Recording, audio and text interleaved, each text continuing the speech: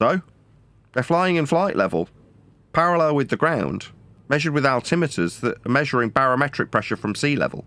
Sea level itself is an average flat Earth measurement, describing a distance that you'll travel in the plane in miles or kilometres.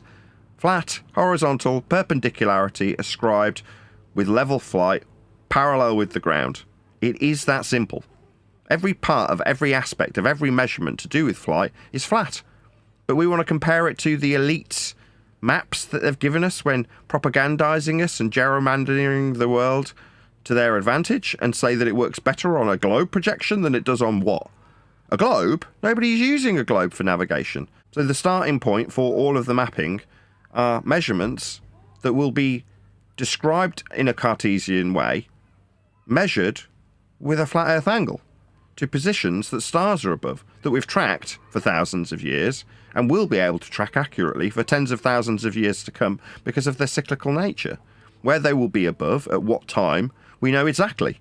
That's the navigational stars we measure on a flat Earth and derive concepts like this to create, from flat Earth measurements, sphericity for coordinates in angular degrees on the curved surface of the protractor that we measured them with to create a longitude and latitude system, with degrees that represent elevation angle measurements from surface level, a flat Earth prerequisite.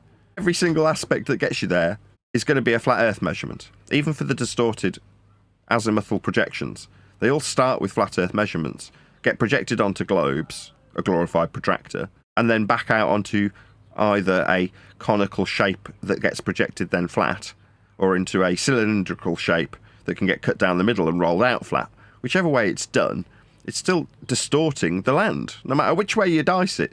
So, do we have any accurate maps? Well, as far as I'm concerned, the very small and local scales that you get for things like the OS maps are as accurate as they can be, and they're very proud for their accuracy. Do they give us a world map in that format? No.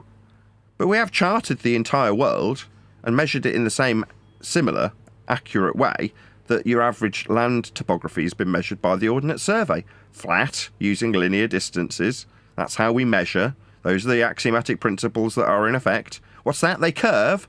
Oh, right. What's the horizontal principle that you'll have them deviate from to describe the deviation from horizontal when you describe them as curving?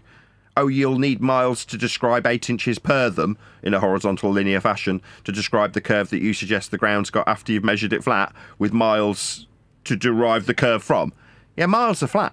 And that's what we use to measure the territory, to project it onto a sphere, out conically onto a map, to then say, the flights look better on this map.